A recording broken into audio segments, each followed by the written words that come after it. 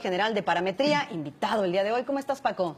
Muy bien, muchas gracias. Nos vas a decir, como siempre. Qué gusto, nos vas a decir quiénes fueron los que eligieron a Andrés Manuel López Obrador. El perfil demográfico. El perfil demográfico. Porque luego hay perfil psicológico, luego hay razones de voto. Es una elección que yo creo que para cualquier propósito y en cualquier democracia, no solo para México, alguien que gana con 53 puntos de preferencia sin tener segunda vuelta, yo digo que hay que explicarla y bastante bien. Pues entonces iremos por partes. Gracias, Paco. Y mi querido Pedro Tello Villagrán, el gurú de la economía de este espacio. Y nos vas a hablar acerca del proyecto económico que trae Andrés Manuel López Obrador para los jóvenes.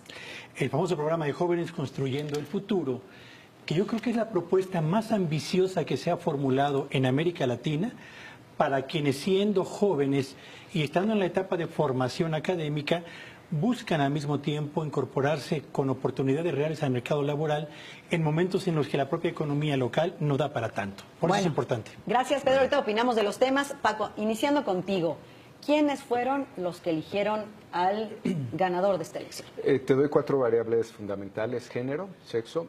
Ya lo esperábamos por mediciones preelectorales, más hombres que mujeres, una diferencia de hasta más de 10 puntos. Sabíamos que Ricardo Anaya tenía una preferencia más entre mujeres y también José Antonio Meade. Es interesante que también más mujeres votaron por el Bronco. Esto me parece que otra vez ya lo preveíamos. Hay toda una teoría de comportamiento electoral. Las mujeres son más aversas al riesgo, por lo tanto López Obrador como candidato antisistémico acababa siendo alguien un poco más peligroso, digamos, ¿no? Una opción alternativa. Ahí lo que vemos en el gráfico, el primer renglón son las mujeres y los hombres. Si ven, digamos, en esa primera categoría, después de esa línea azul marcada, se ven, es un poco saturado el gráfico, pero si ven, hay más, el gráfico de las mujeres es más amplio en Meade y en Anaya, y el de los hombres es más grande en el caso de López Obrador. Luego, si viene edad, se esperaba que López Obrador se iba a llevar mayoritariamente los jóvenes. Se llevó ese segmento, pero más aún el siguiente, que es el de los votantes más como de 24 a 30, que es interesante porque es muy consistente con la elección del 12. En el 12, como segundo lugar, le ganó ese segmento cuando tenían de 18 a 24 al actual presidente. Entonces es muy interesante que no necesariamente los más jóvenes fueron los que le dieron más votos, sino más bien este segmento 24-30. Así es, 26 a 35. Pero no presenta, en el caso de López Obrador, un sesgo muy marcado. Y de hecho, el perfil del PAN, que es ese azul, se pierde un poco, solía ser el voto más joven. Hay una ligera tendencia, pero el que es un clásico es el del PRI. A mayor edad, mayor preferencia por el PRI, independientemente del porcentaje. Donde están dos de los demográficos que para mucha gente han sido una sorpresa es escolaridad e ingreso, porque esto habla de un perfil de clase media más allá de un perfil de menores ingresos.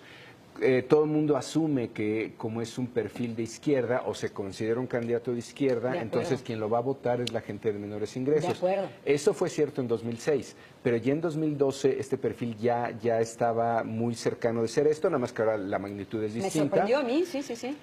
Nuevamente, si ven, el PAN está desdibujado, no se ve que es esa línea azul, digamos, no nos vamos a números o a porcentajes. Si nos vamos a la línea roja, es un perfil clásico del PRI, a menor ingreso, mayor preferencia a menor educación. En el caso de López Obrador es claro cómo de arriba para abajo se ve una pirámide donde van creciendo las gentes de mayor escolaridad y mayor ingreso. Eso es lo que ha tomado por sorpresa a mucha gente. Ya lo sabíamos de, nuevamente, mediciones preelectorales. Otra cosa es que, pues ya, hay que decir, son mediciones, encuestas de salida.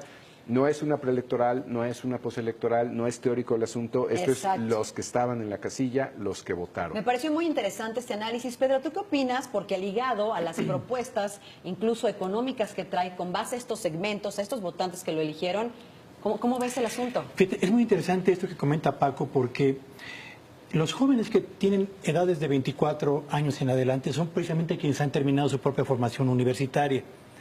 quienes salen de las escuelas a buscar oportunidades de trabajo y se encuentran con un mercado sumamente estrecho. Pocas oportunidades disponibles, pero además con sueldos cada vez más bajos. Y si nos damos cuenta de que, tal y como lo comenta Paco, fue la clase media por nivel de ingreso quien generó un importante porcentaje de votos a favor de López Obrador, y comparamos esto con la radiografía del sexenio de Peña Nieto en su arranque y la actual, nos encontramos con un fenómeno muy interesante que podría eventualmente explicar esto. Si uno revisa el total de jóvenes que tenían un ingreso superior a 5 salarios mínimos en el arranque de este sexenio, y de acuerdo con la encuesta nacional de ocupación y empleo más reciente, correspondiente al primer trimestre del 2018, nos damos cuenta de que es precisamente ese estrato el que mayor descenso ha tenido en su participación en la economía formal de nuestro país, y quienes tienen ingresos que equivalen a entre 1 y hasta 2,5 salarios mínimos, los que en mayor medida han crecido. Por eso es que la propuesta de López Obrador, dirigida a los jóvenes que recién están terminando una carrera o que están por formarse en el ámbito técnico y cuyos niveles de ingreso tendrían que ser mejores, responde a una inquietud social, y me parece que es oportuno porque recupera la experiencia de países europeos como Alemania, como Austria, etcétera, etcétera, que a través del esquema de aprendices han tratado de abrir un sistema dual de enseñanza para los jóvenes en el aula, pero sobre todo en los centros de trabajo, a efecto de que cuando termine su propia formación tengan por lo menos las habilidades necesarias y la certeza de tener una empresa para la cual conocen ya sus procesos productivos y donde las probabilidades de emplearse son mayores. 2.3 millones de jóvenes estarán incorporados a este programa, que creo que es bastante ambicioso, muy interesante, pero dependerá de dos cosas. Uno, de si las empresas que van a participar lo hacen con la convicción real de formar a sus futuros trabajadores, y dos, de si al interior de las empresas tenemos formados a los formadores de los jóvenes para que desarrollen en ellos las habilidades técnicas en el propio proceso y puedan incorporarse eficazmente a la empresa al término de su propio proceso de formación como aprendices. Sí, vamos a ver cómo va. ¿Qué opinas, Paco? Pues me parece que este programa estaba muy anunciado. Es importante que Pedro lo evalúe o lo lea así, ¿no? Como uno de los más ambiciosos. Y bueno, y ahí ves cómo cambian los perfiles de preferencia. En 2006, a mayor edad, la gente votó por López Obrador, un sesgo muy claro. Era el programa para gente de la tercera edad, era gente de menores ingresos. Sí. Es interesante cómo el electorado sí está respondiendo a las ofertas, y esto es por segmentos de población. En una entrega que haremos esta semana veremos, por ejemplo, cómo para el votante en general la corrupción fue el tema más importante, y en particular para los votantes de López Obrador.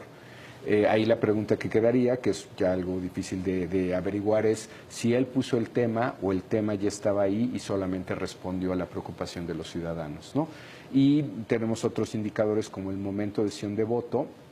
Casi el 70% del voto de López Obrador, un poco más, lo explica gente que tomó su decisión cuando supo quién era el candidato, cerca del 35%, y durante las campañas otro 37%. Nuevamente, esto habla de un perfil que la gente ya tenía claro desde antes de la elección. Es decir, y muchos dicen que en las elecciones, algo que va moviendo juntamente esta demografía también es la economía. Sin duda. Sea, uno piensa con el bolsillo y toma decisiones con el bolsillo, con los programas que a futuro pueden desarrollar para darle empleo a tus hijos, mejor nivel de escolaridad, etcétera. En ese sentido, creo que la parte que nos platica también Paco Pedro encaja muy bien con toda esta lectura y esta radiografía que hace Paco, ¿no? Y no olvidemos que, particularmente en el mes de junio, es decir, días antes de la elección, el número de trabajadores ocupados en el sector formal de la economía, de acuerdo con estadísticas del Seguro Social, retrocedió en más de 13,000 respecto al nivel de mayo. Y si comparamos el nivel de empleo del primer semestre del 2018 contra el primer semestre del 2017, bueno, pues nos encontramos con que fueron expulsados del mercado laboral más de 41,000 trabajadores, la mayoría de ellos jóvenes, por cierto. Pues ahora lo que esperemos es que esas promesas y esos programas se concreten, marchen y vayan moviendo todo esto. Paco Abundis, muchísimas gracias. Como siempre, un gusto verte. Al contrario, ya te extrañábamos. Al contrario, gracias a ti. Muchas gracias. Pedro Tello Villagrán, muchísimas gracias. Gaby, muy buenas tardes. Bueno, con eso hacemos una pausa. Ya volvemos. Están en Titulares de la Tarde.